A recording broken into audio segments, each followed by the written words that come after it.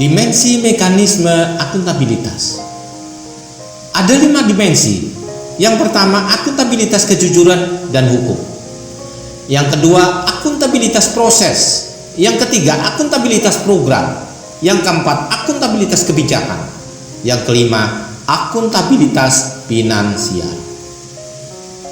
Saya jelaskan yang pertama. Akuntabilitas kejujuran dan hukum terkait dengan kepatuhan terhadap hukum dan peraturan yang diterapkan. Berarti saudara-saudara, sejauh mana PNS atau ASN itu mengikuti aturan yang berlaku, karena aturan itu memberikan jaminan baik kepada pelayan publik maupun masyarakat yang dilayani. Semakin kita ikuti aturan, maka layanan yang kita berikan itu akan semakin optimal. Akuntabilitas proses terkait dengan apakah prosedur yang digunakan dalam pelaksanaan tugas sudah cukup baik dalam hal kecukupan sistem informasi akuntansi, sistem informasi manajemen, dan prosedur administrasi. Akuntabilitas ini diterjemahkan melalui pemberian pelayanan publik yang cepat, responsif, dan murah. Pengawasan dan pemeriksaan akuntabilitas proses dilakukan untuk menghindari terjadinya kolusi, korupsi, dan nepotisme. Jadi saudara-saudara, apabila proses itu dilaksanakan dengan betul, maka itu secara langsung dapat terhindar dari praktek-praktek kolusi, korupsi, dan nepotisme. Nah, sekarang pertanyaan, mengapa KKN itu terjadi? Karena seseorang tidak mengikuti proses yang harus dilalui. Akuntabilitas program dapat memberikan pertimbangan apakah tujuan yang ditetapkan dapat tercapai, dan apakah ada alternatif program lain yang memberikan hasil maksimal dengan biaya minimal.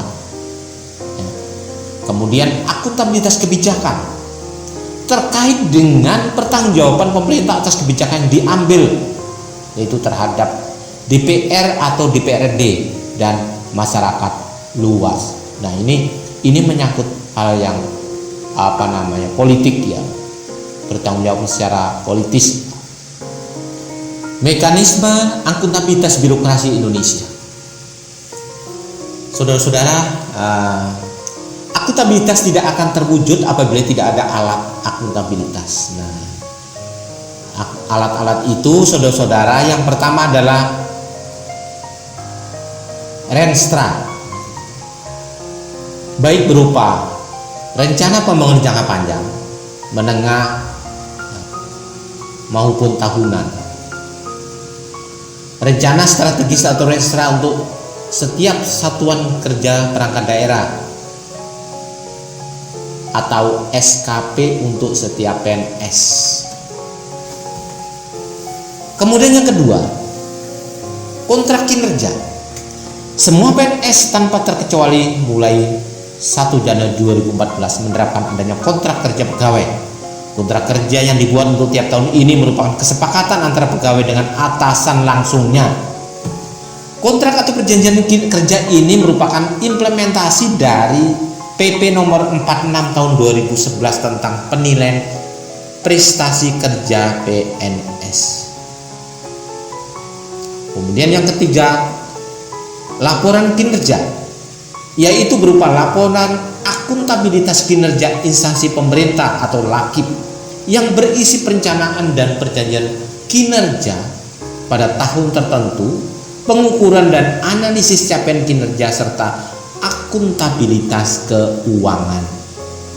Bagaimana menciptakan lingkungan kerja yang akuntabel? Ini sebuah pertanyaan yang harus kita jawab. Ada beberapa hal yang terkait. Yang pertama adalah kepemimpinan. Saudara-saudara, lingkungan yang akuntabel tercipta dari atas ke bawah, di mana pemimpin memainkan peranan yang penting dalam menciptakan lingkungannya. Karena pemimpin itu mempromosikan lingkungan yang akuntabel dapat dilakukan dengan memberikan contoh kepada orang lain.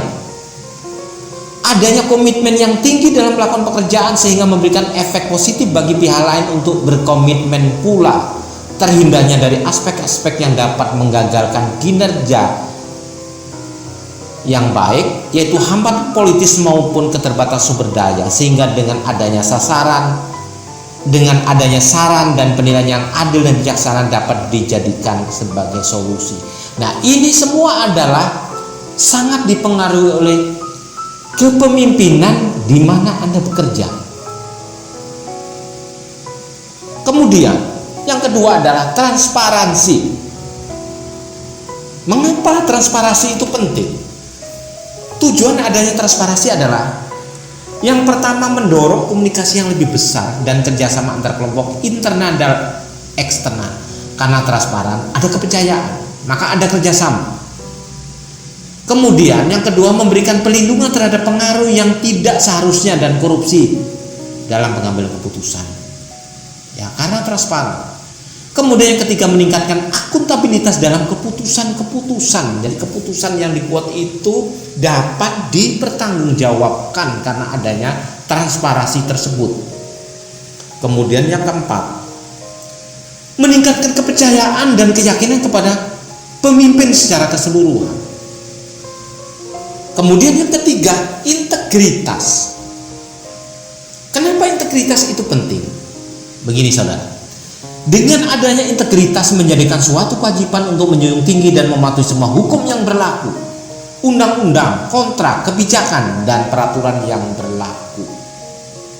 Dengan adanya integritas, institusi dapat memberikan kepercayaan dan keyakinan kepada publik dan atau stakeholder. Yang keempat, tanggung jawab atau responsibilitas. Responsibilitas institusi dan responsibilitas perseorangan memberikan kewajiban bagi setiap individu dan lembaga bahwa ada suatu konsekuensi dari setiap tindakan yang telah dilakukan karena adanya tuntutan untuk bertanggung jawab atas keputusan yang telah dibuat. Responsibilitas terbagi dalam responsibilitas perorangan dan responsibilitas institusi. Yang perseorangan misalnya, adanya pengakuan terhadap tindakan yang telah diputuskan dan tindakan yang telah dilakukan. Adanya pengakuan terhadap etika dan pengambilan keputusan. Adanya keterlibatan konstituen yang tepat dalam keputusan. Kemudian responsibilitas institusi. Adanya perlindungan terhadap publik dan sumber daya. Adanya pertimbangan kebaikan yang lebih besar dalam mengambil keputusan. Adanya penempatan PNS atau ASN dan individu yang lebih baik sesuai dengan kompetensinya. Adanya kepastian kebijakan dan prosedur yang ditetapkan dan fungsinya untuk melindungi sumber daya organisasi. Yang kelima, keadilan.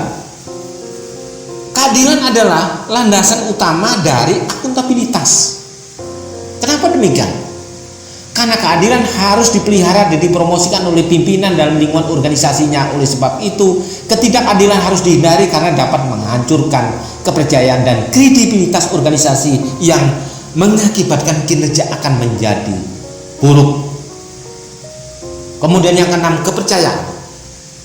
Rasa keadilan akan membawa pada sebuah kepercayaan. Kalau tidak diperlakukan tidak adil, tidak ada keadilan, maka kepercayaan itu sulit akan dicapai. Kepercayaan ini akan melahirkan akuntabilitas, dengan kata lain lingkungan akuntabilitas. Tidak akan lahir dari hal-hal yang tidak dapat dipercaya, saudara. 7, keseimbangan. Untuk mencapai akuntabilitas dan lingkungan kerja, maka diperlukan adanya keseimbangan antara akuntabilitas dan kewenangan, serta harapan dan kapasitas.